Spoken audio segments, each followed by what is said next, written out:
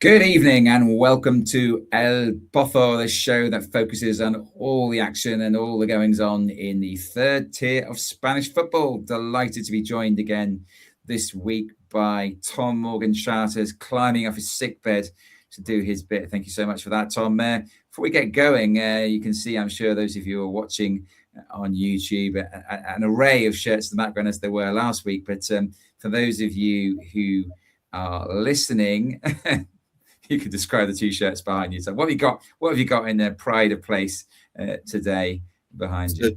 Today, I've got the Tenerife home shirt for this season. I sort of only try and make a rule about Primera F shirts where they're either going to be successful shirts or places where I've been, rather than just getting every single club, because my bank account will be quite empty if I did that. And the shirt to my other side of me is a gymnastique shirt from, I think, around about 2006, where it was back in La Liga. Even though it does say Tarragona 2016 as a sponsor, but I believe it's 2006. Splendid. There was that one season, wasn't there? I think we talked about this before last season. I think it was the season that San Pedro was the coach at Gymnastique, and they actually played in La Liga for just that one season. He didn't make it to the end of that season, but he got them up in the first place, didn't he? So yeah, there was a shirt I've never seen before. Tom, as I mentioned last week, is an avid shirt collector and has a great selection. I think buying the Tenerife shirt from this year on the basis that you're only going to pick shirts of successful teams, that was a pretty good bet at the start of the season. Let's be fair. To be fair, that was I bought that sort of beginning of January, to be honest. And since then they've stumbled a little bit, but I don't have any doubt that they'll make it. I have a feeling that will not be a Primera Ref shirt next season.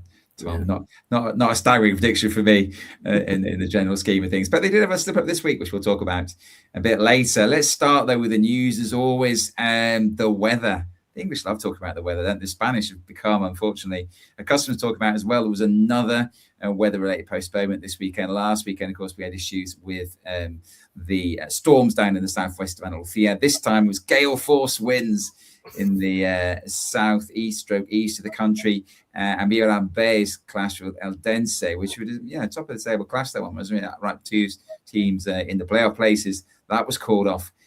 Tom, right call, I suppose. I mean, you said last week you felt like they should just play it anyway. It was a bit muddy, but we saw some bad games. But windy, got to be done, hasn't it? Really, you got to pull the plug on that. Yeah, it affected the games massively. It would not have been fun to watch and fun not to play in personally. And also you got to think about the safety of the staff, the players and the fans, which can't be guaranteed against force of nature, really. No, I think, as you say, like rainy weather, not pleasant, but, windy weather, as you say, bits of stands falling off, etc. I think it was the only call they could make. That game will be, as always, rearranged for midweek at some later date. I'm not sure there's been a date set yet, but that's obviously a big game that was lost. So that will affect the how the top of the table looks in Grupo Dos. Of course, we had, as I say, lost a couple of games last weekend as well. So it's slightly out of kilter now, the top of the league in terms of games in hand, which is quite unusual in Spain. Usually everyone's played the same number of games, but it will look slightly different for a few weeks until those postponed games have been played. The wet weather certainly taking its toll on a lot of the grass pitches in Primera F, as we mentioned last week. We saw it for ourselves as you saw highlights. Places like Arenteiro absolutely took a pounding, didn't they? Just in the 90 minutes last week, to be honest. But interesting news coming out of Orense. Well, interesting news in terms of I didn't read it anyway. I just saw it. Did you see the highlights from Old Culture this weekend, the Orense game against Merida? I think there's something very different about their pitch. Yeah, it looked like I was playing on a carpet. It's good to see that the local council has had the funds to invest in laying down a new surface. And I'm sure the players absolutely enjoyed it, especially when two teams play there as well. Definitely better than some certain other club situation in the La Liga. Yeah, Yeah, we'll not focus on that too much, as this is a Primera F show. But yes, I think we all know who you're referring to. But yeah, really good stuff to see that sorted. As you say, real good boost to both of those clubs. And I think Nick and I said a few weeks ago, Valencia do like to play football, so that pitch was in such a bad state, it certainly wasn't helping them. And you want them to be strong at home because that's their best chance of survival this season. They've been good on their own patch, so fair play to the council for stepping in there and sorting it out. And talking of the kind of money that's needed for that sort of operation, another club, unfortunately, this week, Tom, another club that's dear to our hearts as well. We talked, I think, last week or mentioned in passing about Tarazona having some financial issues. Now we've heard that Deportivo Guadalajara have also got problems. Players and staff haven't been paid for some time, and there's some suggestion they can tap into some funding to clear some of the debts, but they've got to clear the debt that's already there before they can qualify for this funding. Club's up for sale. Just a bit of a mess, isn't it, Tom? And I suspect that your shirt, although I think you wore it last week as well, didn't you? You wore the home one last week, but I suspect there's a little bit of solidarity involved in that particular choice of apparel tonight, isn't there? Yeah, it's a real shame, really. There's so much positivity from last season, and especially from the start of the season. It sort of has derailed them, and obviously look where they are now. And with this situation, I feel really sorry for the fans and the players and the staff at the club, but hopefully they can get it sorted out in time for them to sort themselves out on the pitch as well. Yeah, it's got to have an effect, hasn't it, really? I mean, these players, we've said many times before, they may not be expected to live off their football wages because in theory it's semi-pro, but the commitments that are required of them in terms of the travel, in terms of the training, I think a lot of them are trying to live off their wages, and therefore if they're not getting paid, what are they supposed to do? It's a really sad situation, and I think it's something that needs to be addressed perhaps by the federation, because this is a league that's semi-pro in theory, but I think the expense of playing in this league is hitting a lot of clubs that haven't got that massive investment that others have. So, or they're not a filial, so they can't lean on the parent club to prop them up. So yeah, really sad. I'm in Guadalajara this weekend actually, and I'm also in Tarazona hopefully. So looking forward to meeting with a lot of good people in both those places, and obviously fingers crossed that they do get themselves sorted as quickly as possible. Another new coach might be one of the last ones we'll see this season. I don't know. You never know, do you? There's usually a few towards the end of the season. There's so many teams potentially in relegation trouble that maybe we'll see a few more heads rolling before May. But this one fell a little while ago, didn't it? Javier left Cartagena, and Cartagena's replacement is an interesting one. Is it fair to say? Yeah, a very strange appointment. Federico Arias, but there's been some news about him not having the required coaching license to be able to manage the club. I've seen in some places. He wasn't even manager of the first team that he was at, Independiente Rivadavia, and he didn't have much of a playing career either. Even had a short loan spell at Southampton, I've seen, but he made no appearances there. But some great managers don't have the most stellar playing careers. Look, the likes of Jose Mourinho and Unai Emery. Yeah, very true. Yeah, it's just a weird one, isn't it? Yeah, I mean, it's a new owner. They're obviously, he suddenly picked this guy from Argentina, essentially, as you say, working at Independiente Rivadavia, his hometown of Mendoza in Argentina, suddenly comes over. And yeah, I mean, the suggestion isn't got the coaching badge. It seems to make sense to me, because how would he have them? Why would he have them? He's only worked, as far as I can see, in his home country. So really strange one. You'd have thought that they'd check that out though before they brought him over. So we'll watch this development with interest. But right now he is going to new coach, and of course, naturally, quite a few Cartagena fans are a little bit apprehensive and feel that it's a team that's trying to bounce back to Segunda and is not absolutely pulling up trees at the moment, and this feels like a slightly unnecessary risk from what I've seen. The majority of fans seem to feel that perhaps there would have been a room for a more established name, but we'll see. Let's hope it works out. As you say, some coaches with fairly limited playing careers and fairly limited coaching careers go on to be a real success. Let's move on to our games of the week. There are 6 as always. I think we did a little bit better on the goal front this week, but not much better. There were some decent games out there, and there was also a massive surprise in one of the first ones we saw, wasn't there, Tom? Tenerife 0, Racing Club de Ferrol 1. My take on this was a little bit of Racing Club de Ferrol out Tenerifeing Tenerife.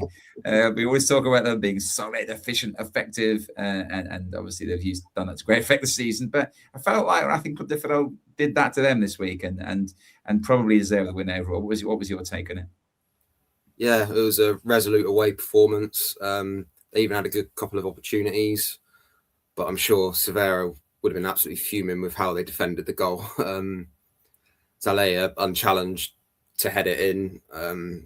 It looked a bit of a hybrid of zonal marking and man marking, but no one challenging, and gets the winner in the 87th minute. Racing Ferrol's home and away records are very similar, so at least they're consistent with that. Yeah, I mean, it is weird, is it? Because I suppose the point was that they lost the coach, didn't they? They didn't lose him, they got rid of him, and the feeling was they were underperforming. I think at the start of the season we thought that they would, really push Tenerife, but Tenerife have been so good. I'm not sure anyone could really have pushed them the way they've played in terms of their results, especially. And so we still kind of feel like this is a team that's like slightly letting us down, but they're in the playoffs, aren't they? In the playoff picture, at least. Maybe we're perhaps pretty harsh on them, really. I think perhaps the expectation was really, really high. Yeah, listen, they've got a good squad of players, etc. I mean, they had a chance in this, didn't they? Pablo Ramon. I think was it the first one was saved and the second one hit the bar, so they had a chance to go ahead. There was also a great bit of defending, I think, from Fabio Gonzalez as Tenerife sort of turned up the heat and hooked away from just before he crossed the line. So that was great. But yeah, totally agree with you. The Thalaya goal crossing from the right, wasn't it? It was a free kick, I think, and Thalaya just rises unchallenged. Is not good defending at all. But we're perhaps being expecting a little bit too much of Racing Club de Ferrol, do you think, this season? Maybe, because obviously they've come down from Segunda. You expect teams dropping down to sort of challenge, just go straight back up. But they really struggled last season in Segunda, and I agree. We may have judged them a bit too highly, but who knows? It could probably change in the next few games. Certainly good, yeah. I mean, it's a big boost, isn't it? I mean, Tenerife are unbeaten, I think, since early November, aren't they? I think that's the last time they lost was against Bilbao Athletic over 3 months ago, either home or away. So big win from a psychological point of view for me, as well as the 3 points. So I suppose we just wait and see whether they can build on that. I was talking to a Racing Club de Ferrol fan today, and he was saying, just need to be careful now. Let's not get carried away. It's a good win, but I think they're playing Celta Fortuna this weekend, aren't they? Let's just build on that. Let's not throw away the good result we have here with a poor performance this weekend. I think that's what they perhaps need to do now, is the belief that they might challenge for the league has long since gone, because Tenerife are so far ahead. Now they absolutely have to make the playoffs. And to be fair, I would agree, if they don't make the playoffs, that's a poor season, isn't it? But who knows? They could do a Cultural Leonesa, couldn't they, Tenerife? So yeah, they could. Yeah, of course, last season, Cultural Leonesa.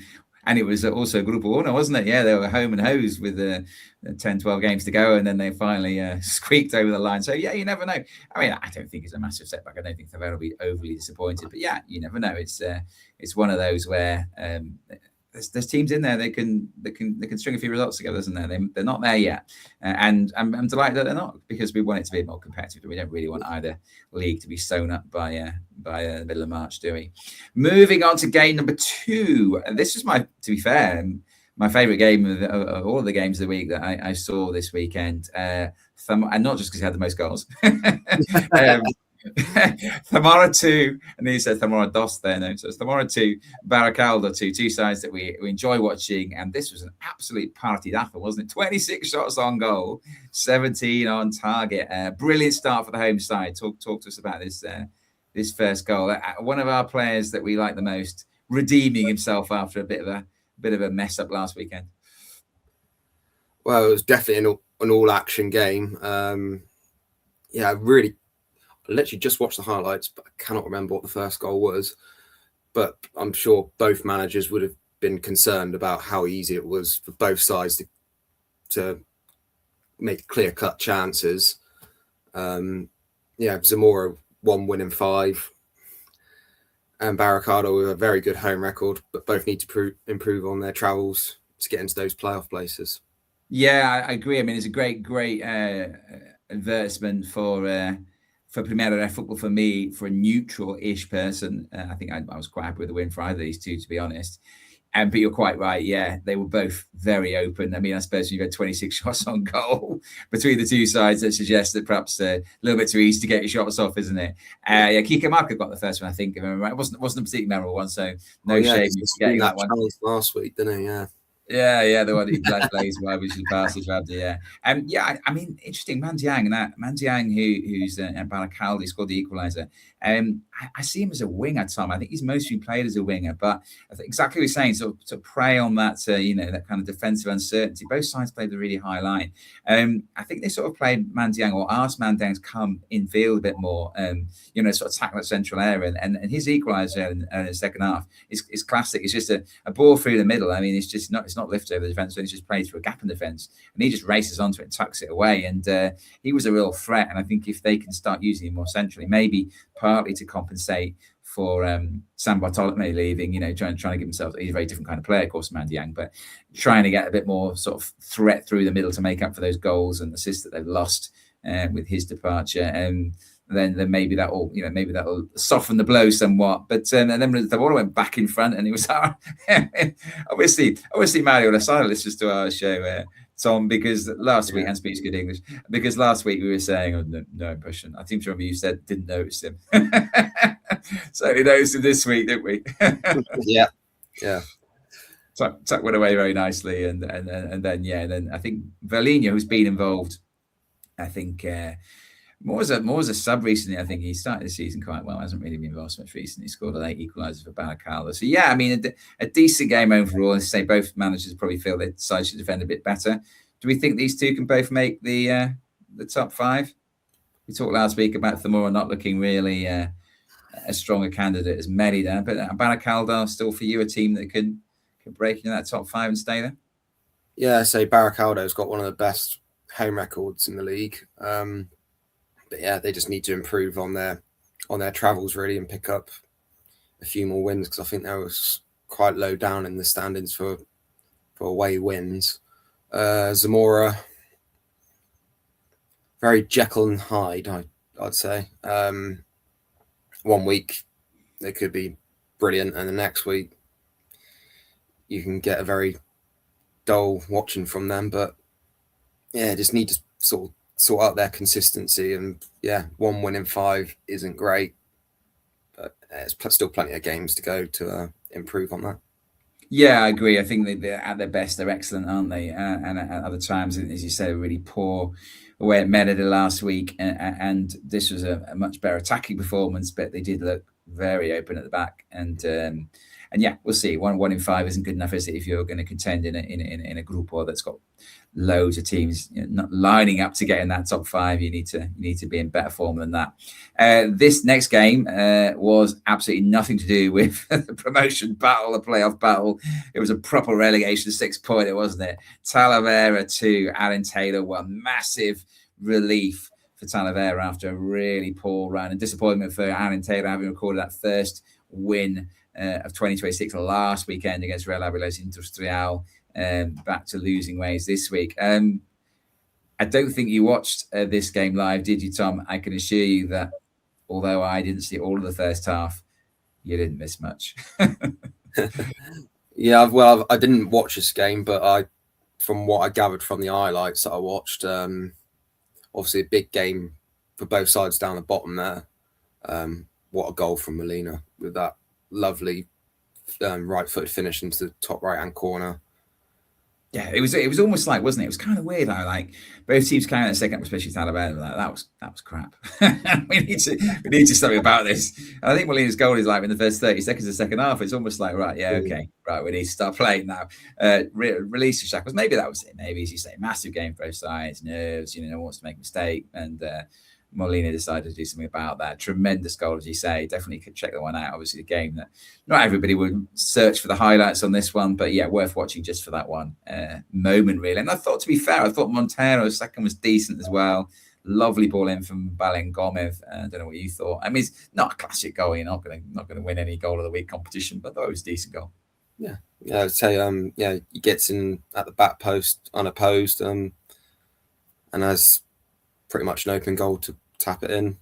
Brilliant crossing, and going on to Arantero, it could have been a lot worse for him with the amount of chances that Talavera had, who I believe should be a bit disappointed by the scoreline because it should have been a lot more.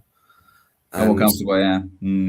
I mean, now the goal average, they're both level now because I believe that Arantero beat them 1-0 at home. So back in December. Yeah, it's annoying, isn't it, for them, as you say? It was one more goal there, and I think I get the feeling. I know what you think, Tom. I get the feeling both of these two are going to be struggling around the relegation zone. I mean, it's so brutal, isn't it? 5 teams going down out of 20. It's really, really harsh, in terms of which ones are not going to survive. And so yeah, you're absolutely right. I think they're given the opportunity, and of course the goal at the end as well. It's a scrappy goal, isn't it? It's a corner and a kind of a flick, and it bumps off a head. I think it's. Can't remember who scored the own goal, but it's a scrappy goal to concede in like the 94th minute, isn't it? So they'll be a bit gutted about that, as you say. And it's now going to come down to goal difference. And well, it's a missed opportunity. I think you agree. But I suppose Sandrone, after a great start and then a really poor few weeks, I suppose he would argue the main thing is we won the game. Yeah. Right, Grupo Dos. So we started with, I think, Algeciras against Juventud de Torremolinos. This game ended Algeciras 1, Juventud de Torremolinos 0. What did you make of the opening 45 minutes of this one? What did you think? Was it a performance that convinced you from either sides, or was it another Talavera and Taylor sort of half of football? I thought it was a very disappointing half from Torremolinos. They just sat back, really, inviting Algeciras on. And then sort of as the half went on, Algeciras started probing them a bit more, created a few opportunities down that left-hand side. Notable chance created between Joseca and Juanma Garcia. And then Joseca uses both his feet to wiggle into the box and gets off a right-footed shot off. And goalkeeper Fran reacted and saved down to his right. And then also Obeng should have really capitalised on a mistake from the centre-back, Del Monte. He managed to get a shot on target, but Fran was equal to it again.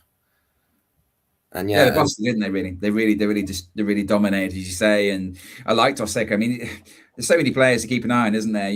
And sometimes the players just have a particularly good game. You're like, right, who's that? I haven't seen him before. He's obviously Jose Carlos, but he wears Oseka on his shirt, the Algeciras left back. And I think he's played all season. I just haven't really noticed him, if I'm honest. And I was like, who the hell is that? He's having a game. And as you say, they completely controlled it and got their reward, didn't they? I think it was sort of more or less on the stroke at half time. You did describe this particular individual as the worst player on the pitch, which I think is a little bit harsh. But it was Paris Adot, wasn't it, who slid them in front. Not exactly a goal machine, is it fair to say? Yeah, he's not. If you actually watch him play, he doesn't look like your typical modern footballer, does he? Just seems to. You trying to say he's got his kind of fixture pounds or something? He's trying to. He's only 35, for goodness sake. I'll give him that. He was given a lot of time once again by the Torremolinos defense, especially Del Monte again, with another mistake which led him to getting taken off at half time. It was from the failing of the Torremolinos failing to make a second clearance from a free kick, and the ball falls to Adot, who manages to control it and slots it into the right hand side just before half time. I think he's only got like 2 or 3 goals, hasn't he, in the last 100 games or something. I remember him at Ponferradina, and that was the one team I really remember him playing for. I think in Segunda most of that was as well. And he's an experienced campaigner.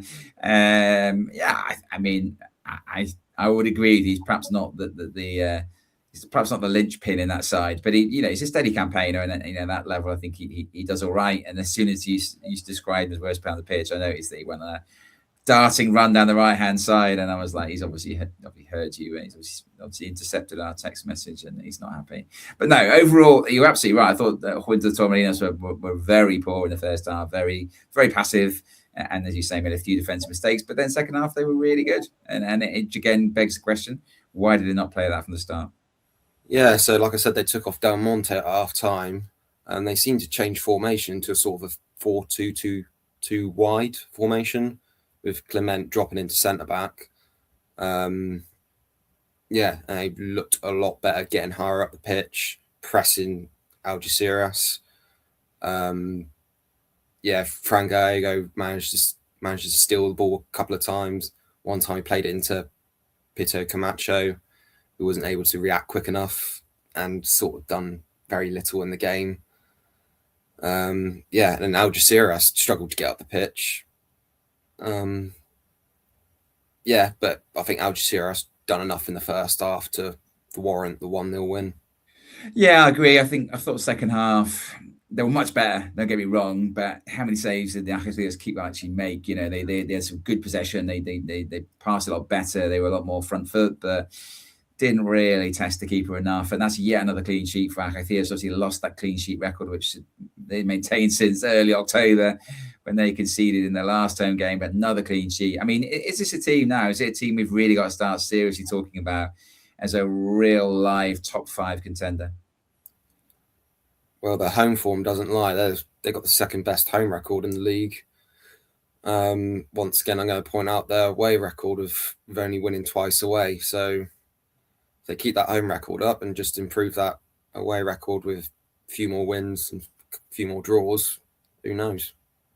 Yeah, could happen. I mean, I'm absolutely rooting for them. I have to say, Tom, I think it's a club that's, very much one of the modest clubs in terms of size, in terms of budget, in terms of, expectations are reasonable and sensible there, aren't there? There's not a huge amount of pressure, and there's a real sense of togetherness. And we've talked about Ivan Torrillo, the captain, before, a real legend there, and he seems to be a real galvanizing force. And yeah, I'd be delighted to see them make that top 5. I think it'd be a brilliant achievement for them as a club, and we'll keep our fingers crossed for them. Two sides who have differing, for me, well, I think they had differing expectations coming into this season. Although actually only one of them had been in the playoffs last season, and probably of the two of them, I'd expect it to be the other one. That's Hércules and Antequera. I think Antequera started the season certainly probably thinking consolidate, but I'm not sure they expected to go playoffs again. Hércules certainly had a team or a squad set up to do that. And this game ended Hércules 0, Antequera 1. And to be honest, Tom, I watched the first 25 minutes of this game and I thought, well, there's only one team going to win this. And they were absolutely busting it, weren't they, the home side? Yeah, they started on the front foot.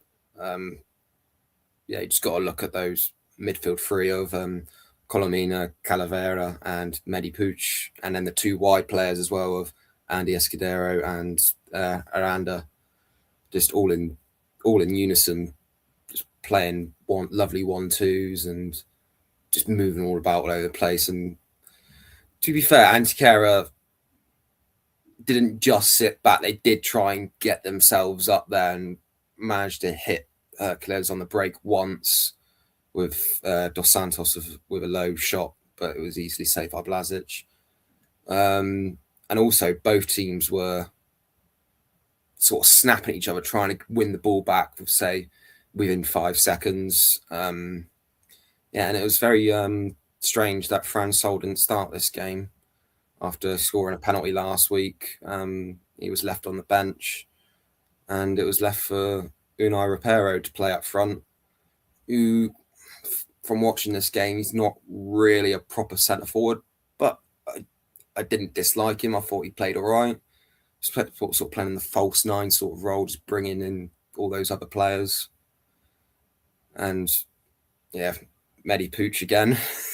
Yeah. Well, you said last week, Tom, you were looking forward to seeing a bit more of him. Well, he was tremendous in this game. Well, I suppose second half not as influential, if I'm honest. But yes, at first half, he's just fantastic. A couple of turns he made. I mean, he had obviously the best chance. Didn't I think he hit the bar, didn't he? We should really have scored, and perhaps that's the only thing you could level against him. But yeah, he's a tremendous player. I was surprised by Sol as well, being left out unless he wasn't fully fit. I didn't think the repair experiment worked terribly well unless it was a needs-must situation.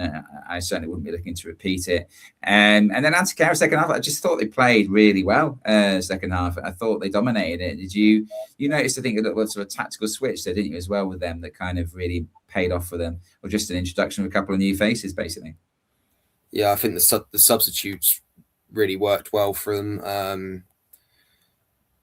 We'll go on to one of them in a minute, but the replacement of Dos Santos really made the difference, didn't he? The boy from Betis Deportivo, with a lovely forward run in behind the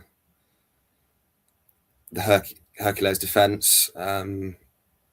Manages to control his own header and reacts so quickly to get onto it and flicks it past the oncoming Blazic, who, I don't know whether he hesitated or not, but my goalkeeping head says that he could have just thrown himself at it and gotten himself kicked and win the foul. And but yeah, kind of mad thing you do, Tom, as a keeper, is it? Yeah.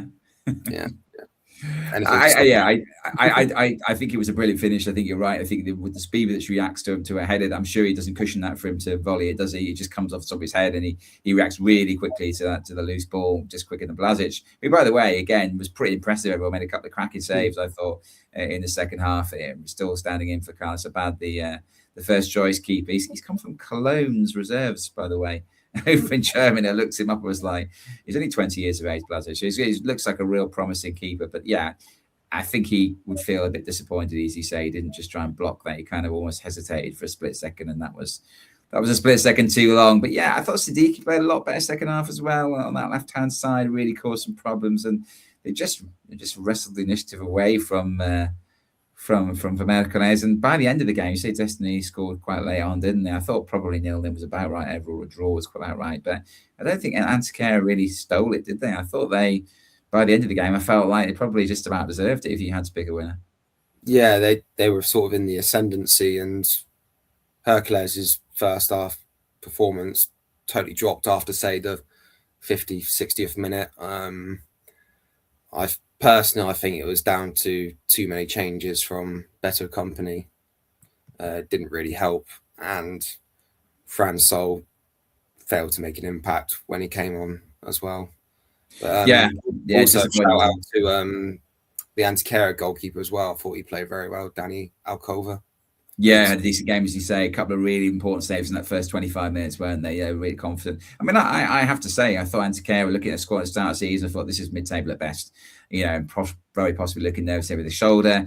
Obviously, the first coach they had in charge, it didn't work out at all for him. They brought in Abraham Paz, haven't they, from football in Gibraltar, wasn't it? He was at St. Joseph's or something like that, wasn't he? And talking with Alex Fitzpatrick on the Spanish Agenda show and recording earlier today about, why Castellano doing so well, partly because they've won 16 out of 21 in a Pablo Hernandez. And I think it's similar with this. Antequera don't draw games, they win them or they lose them.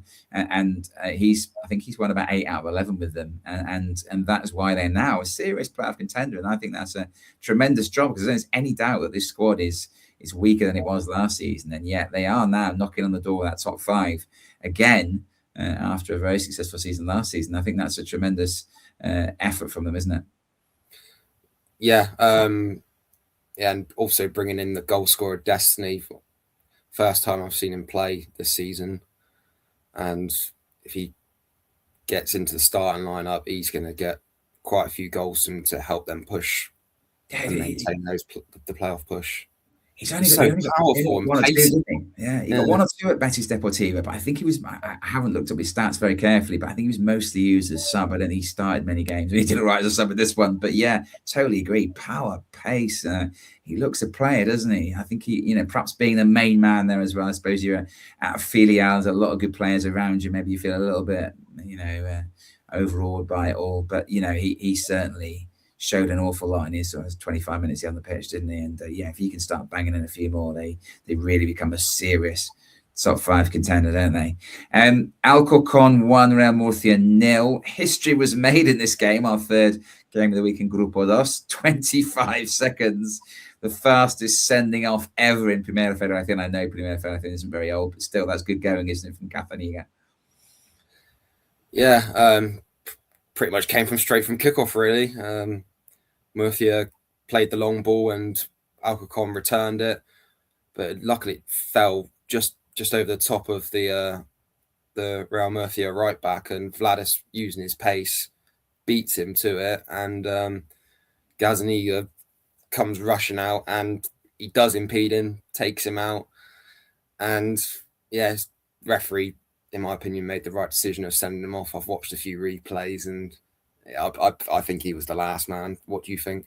Yeah, I think he has to go, unfortunately. I mean, he's out on the flank a little bit. He's not that central, is he? But I think Valley scores if he beats him, gets past him, and I think he does make contact with him. I'm not sure how deliberate it is to make contact with him, but he definitely catches him. And yeah, I think it's probably the right call, and obviously spoiled the game. And we'll talk about his replacement in a minute.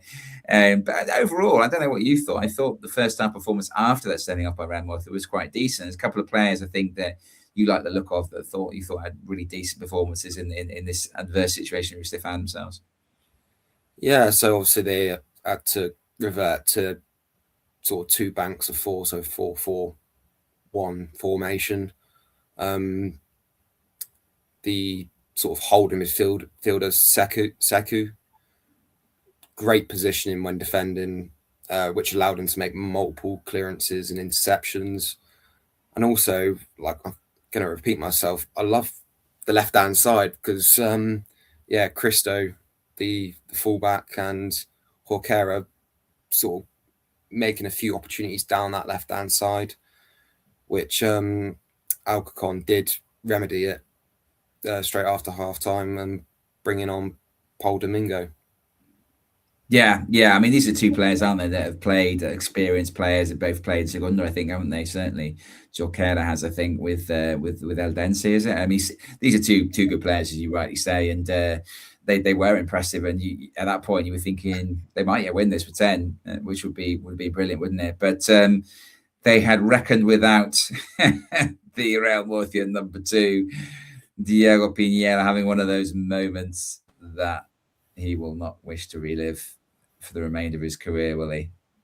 Yeah, so reverting back to last week, I was praising Samu for his corner taking. It wasn't actually him that took the corner, which was a surprise. I think it was Yayo Ballesteros. He does put a ball into the 6-yard box. Pinheiro's somehow managed to fumble it, but watching it again, looks like the midfielder Rai, who was having a tussle in the goalmouth, manages to sort of gets in his view maybe, and sort of Pinheiro may take his eyes off the ball and fumbles it into the net. Yeah. Goalkeeper's union there, Tom. I can see you're not blaming it all on the keeper. I blame the midfielder getting in the way. No, I mean that was terrible. Was it? You cannot expect even a semi-professional keeper to make a mistake like that. It's a real bad one. He's not under any pressure, is he, for many of the Alcorcon players? So that's a shocker. And that's just kind of the way it's going for them at the moment, isn't it? If we're honest, winless in 5. Haven't scored in 4, Tom, which is what really amazes me. You look at the attacking talent they've got there; it's amazing. They have, and as you say, the likes of Cristo and also Jorquera. They've got some good attacking players, and yet they just can't get the ball in the back of the net. And is it fair to say this is a bit of a crisis for Cullingan? Just looking back at his the previous games, he doesn't have to seem to have settled on who's playing in the attacking areas. Really, Benito seems to be out of favour at the moment. He did come on during the second half, and also Flacus as well. He came on at half time, which I thought was very positive substitutions that he made. But yeah, I think he needs to find a way of getting those talented players to play together, and because it's not going to happen if he can't do that. No. At the moment, it just isn't clicking, is it? Really, it's not too late to turn it around by any manner of means, of course. But after such a positive start, he's really hit the buffers in recent weeks, hasn't he? So those are our 6 games of the week. We'll have 6 more for you a bit later on in the show. But before that, we'll just run through some of the other headlines in both groups. We'll start with Grupo Uno, where Pontevedra's 10-game unbeaten run came to an end after a 1-0 defeat at Cathareño. They do stay in third position. And actually, after that win, the home side temporarily moved out of the bottom 5, only struck back into it after Ourense, perhaps slightly unexpectedly, beat Merida later that afternoon. But, the boys from Cáceres are now 6 games unbeaten, Tom. Does this look like a kind of run to safety that eventually, as I say, they haven't made it out of the bottom 5 yet, but the signs are positive, aren't they? Yeah, so I've looked back at their previous results, and it looks like they're not really conceding points against the teams around them, and they're being very competitive against the teams up towards the top of the table. So, it's very positive outlook for Catalonia, and long may continue it. Yeah, another one of the newly promoted sides, isn't it? So we kind of always root a little bit for them. We don't want to slip straight back down again. And with so many sides coming up, obviously, there's going to be a few that aren't going to stay the course and are going to end up where they started the season before this one. But yeah, Catalonia, a place I haven't managed to get to yet. It's a little bit out of the way, isn't it? But certainly like to get there. And pleased that they've really started to push up towards safety. We did mention the number 10 earlier on in the connection with Pontevedra. Unfortunately, this number 10 is also one that we have to mention, and it's how many goals Real Avilés Industrial have conceded in their last 2 away games. 6-3, of course, they lost last week at Alentejo, 40 this week, and against Celta Fortuna. They're now just 3 points above the drop zone after that brilliant start to the season. Is it time for them to start worrying, do you think, Tom? I don't blame them. If you concede 10 goals, you've got to start worrying.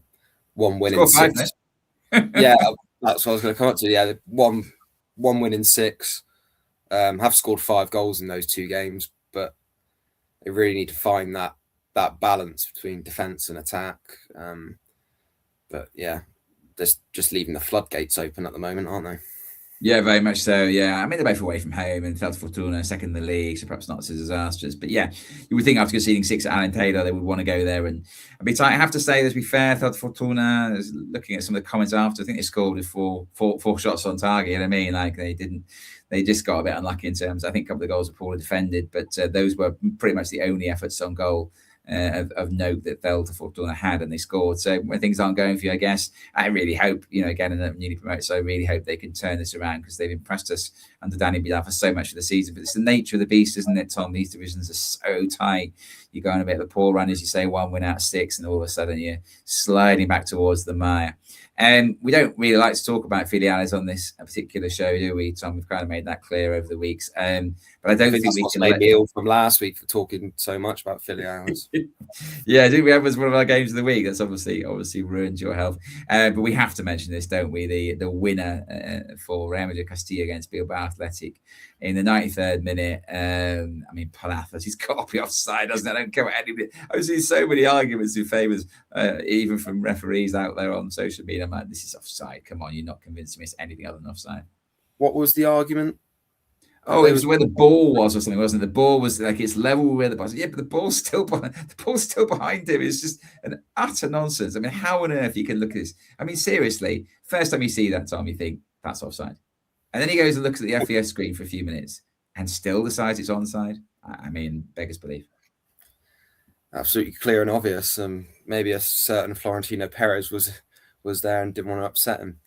Yeah, I don't know what to make of it, and especially in the light what happened the previous week. Do you know what I mean? Like when basically at Pontevedra they got a hugely dubious call in their favour. For me, I think we agree that it was offside if you had the right angle to see where Luisao was, but that's not the angle that the referee was showing. It's an angle from somebody who took a picture in the crowd, and then they get a decision like this the following week. It just feels very suspect indeed. That was one injury time winner. It was another one at Arenas de Guecho, wasn't there? Ponferradina, 6 consecutive clean sheet. Slabby on his debut, comes off the bench, scores the only goal of the game. And Ponfe all of a sudden are only 4 points off the playoffs. They've won 5 out of 6. As I say, 6 clean sheets in a row. What do you reckon, Tom? Did you see this coming 6 weeks ago? No, not really. Say last week when we watched the game, we was wondering why Slavy wasn't getting any minutes on the pitch. 5 wins out of 6 for them. They just need to hold on to this consistency. to have any chance of making the playoffs after a very poor start to the season. But yeah, got to give it to Mehdi Nafti. He's been allowed to bring his own players in January and jettison a few out, and it's really starting to show his own team.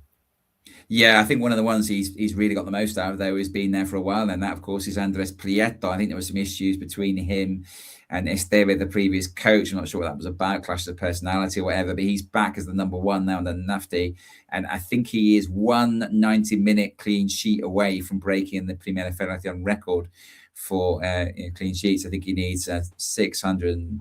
I don't know, my maths isn't the best, but I think he's on 5-5 something and he needs to get to 6-4 something. So wow. 1 more 90 minutes. Is that right? Well, you tell me. Yeah, I'm a languages teacher, not a maths teacher, but I'm pretty sure he's got one game left to keep a clean sheet to break the record. Again, these records, we know they haven't stood very long. Primera F's only been around for 4 years or so, but yeah, it's still impressive, isn't it? You know, you keep 7 clean sheets in a row. That's a hell of an achievement in any league. Top 5 in Grupo Uno, therefore, just the one, 2 changes actually, I think, aren't there? Merida and Bilbao Athletic drop out because they both lost. Real Madrid, Castilla, and I think Club de Ferrol come in because they both won. The bottom 5 is the same as before. Bottom 2, though, unfortunately, one of those is Guadalajara and the other is Osasuna Promesas. You can tell which one I'm more upset about. They are now further adrift, aren't they, those two? So there's a lot of work for them to do to get out of that relegation zone. Grupo Dos, we shall move on to just a couple of games we want to talk about here. Or a couple of teams, really. Sabadell's blip has continued. They are now winners in 4 after a 2-0 defeat in Ibiza. Delighted to see another man of match performance and a goal from our man, Fran Castillo. And all of a sudden, Ibiza 4 points off 5th place, which, they've got the squad to compete at the top. They should be competing at the top, and now they're slowly beginning to get to where they should be, aren't they? Yeah, you don't know what you're going to get 1 week with this team. Especially a few weeks back where they lost to Betis Deportivo. I can see them getting closer. They've got a very lovely even record of 8 wins, 8 draws, and 8 losses. Says it all, doesn't it? Really? Yeah. A few more W's and a slightly fewer L's, and they'll make it. Do you think? Yeah, I mean, I think they should. They should. And Castillo playing really in a more advanced role now, I think, and really showing what he can do. You know, he was superb at Juventud Torremolinos last season. But let's not forget that was Segunda Ref, and he's made the step up easily. He's a guy who I think will be playing Segunda sooner rather than later, at the very least. And of course, this was great news for Atletico Madrileño because it meant that they actually drew level with Sabadell at top of the league. They won late on against Atletico Sanluqueño. Arnau Ortiz, 14th goal this season. This was a beautiful team goal, wasn't it? I don't like to give too much credit to the filials, but what a lovely goal this was. And as I say, right at the end, crucial goal to give them a fully deserved victory and to have them join Sabadell at the top. Yeah, I don't really want to talk about but I would like to talk about Sabadell. They've only lost 3 games, and it's come in this sort of bad run. They haven't won a league game since when I was there against Marbella. So I think I might be the jinx, or maybe I need to go back again. I think that's the case, Tom. Go back where you should. 5-0 they won, didn't they, when you were there? That's probably more home goals than they'd scored in the entire season before that. Yeah, and then they lost their home record of not conceding not long after that. But I could see them picking their form straight back up after this week. They're at home against Gymnastique, and hopefully might see Bonaldo and David Astals back in the squad, because I think they've really missed, especially David Astals in the past few weeks, and Bonaldo didn't play yesterday. Yeah, I think that's quite right. I mean, they've got a really decent squad, haven't they? But those are 2 key performers for them. And I mean, listen, every club's going to have a blip, isn't it? We know that. It's impossible to keep at the level that they had, the number of clean sheets they had, the number of games they've gone without losing. This is their blip. They just need to make sure it doesn't last too much longer. And Gymnastique not in a great place at the moment. That's a bit of a local derby, isn't it? Not that local, I suppose. Probably about an hour between the 2 clubs, or maybe near an hour and 20. But yeah, it should be a decent game. However poorly Gymnastique are playing, they tend to bring a decent number of supporters to the more local games. So that should be good, and hopefully Sabadell can get themselves sorted. They are, of course, in the top 5, as are Atletico Madrid, the top 2, and the other 3 in the top 5, Europa, Eldense, and Algeciras. And the bottom 5 are also unchanged, but Marbella now 12 points adrift of safety. So Atletico are 10 points adrift of safety because they both lost. But again, we've got this concertina effect in the middle of the table. 4 points, Tom, separating Antequera in 6th and Tarazona in 15th. Absolutely insane. That's what we like to see. Yeah, bit of tightness. Yeah. Never know what's coming next. Never know who the next playoff challenging side are, or which filial can be sent spinning towards the bottom 5. Yeah. Right. Talk to me about your top 3 games to watch in Grupo Uno, please, Tom. So I've gone for a Galician derby of Pontevedra versus Lugo, 5:30 on a Saturday. Yeah, 2 very good teams to watch. So I'm very excited to try and get back home for that one. Then my second game, Unionistas versus Aranés Getxo. Unfortunately, it's on at the same time as this one, so it might have to be a multi-screen viewing of these 2. Unionistas, one of the informed teams. And I'm interested to see if they can push up the table even further, maybe even a playoff push. And then Aranés Getxo will be open to avoid a 3rd defeat in a row. And my final game, Guadalajara versus Ourense, 3 p.m. on Saturday. Guadalajara with the worst defense in the league, and after their Ourense's result against Merida, I'm sure they're buzzing to continue that against Guadalajara. So I'm hoping maybe some goals in that one. Yeah. I think it's on Sunday, actually. I hope it's on Sunday because I'm going to it. If it's on Saturday at 3 p.m., I'm not going to be able to go because I'm going to be in Tarazona at that time. But it's one of those ones that, I'm really hopeful that Guadalajara can pull off a good result in that one, because they after the good win that they had at home, I think against Aranés Getxo, wasn't it? They then lost to Lugo last weekend, and they really do need to win the home games and try and pick a bit more on the road. And of course, Ourense are the team just outside the bottom 5, so it's a big game for them to try and make up 3 points on a team that's just about safe at the moment. Grupo Dos games for me: Real Murcia against Cartagena, really local derby, Sunday 6:15. Very interesting to see if Arias manages to take his place in the target if he's allowed. And of course, Real Murcia desperately need a win in this one, and beating the local rivals would perhaps cheer the fans a little bit after a fairly miserable month or so. Antequera against Europa kicks off at 7:15 on the Sunday. And again, interesting one. Antequera really impressed from last weekend, weren't we? And Europa not so good on the road. So this is a chance for Antequera to make up 3 points on a side that are above them, obviously in the playoff places at the moment. So that should be a really decent game. And then last of all, Teruel, who got back to winning ways this weekend, take on Ibiza. And again, if Ibiza want to be taken seriously as a promotion side, either via the playoffs or automatically, these are the kind of games they need to go away from home and win, aren't they, Tom? Yeah, and it's not an easy place to go because Teruel are not bad at home. They're a very solid team. There's a question: when's your main man Teddy back? Is he back for this one? No, well, I don't know. He wasn't on the bench this week, so I don't think he's quite there yet. I'll have to see if he's anywhere near it. He did say to me a couple of weeks ago he was getting close, but not yet. I don't think so. Yeah, it'd be good to have him back, and they've certainly missed him, but they've had a couple of wins as well. So they are still in the picture, aren't they? As we said, so many teams between 6th and 15th that you never know. They might yet string a few results together, and don't see them winning this one, but yeah, it's going to be really a tough assignment for Ibiza. Tom, thank you so much for climbing off your sickbed to join me tonight. A real pleasure to have you on board, and brilliant to be able to share in your enthusiasm for Primera Ref. There's plenty of us out there, but not everybody wants to come on a show and talk about it for 50 minutes with me. So thank you so much for your time. Hope you feel better by next week, and and I'll keep you posted at the 2 games I'm at this weekend, and maybe even try and get some conversations in with anyone who speaks even the merest word of English. Until we speak again, though, take care of yourself, and thank you to all of you out there for listening, watching, and please do continue to spread the word about what we're up to, and follow us on social media as well. We're generally just on X, but if you can find a way to let people know about that, we have new followers every week, and it's fantastic to see our community growing. So thanks again for your time, and we'll catch you very soon.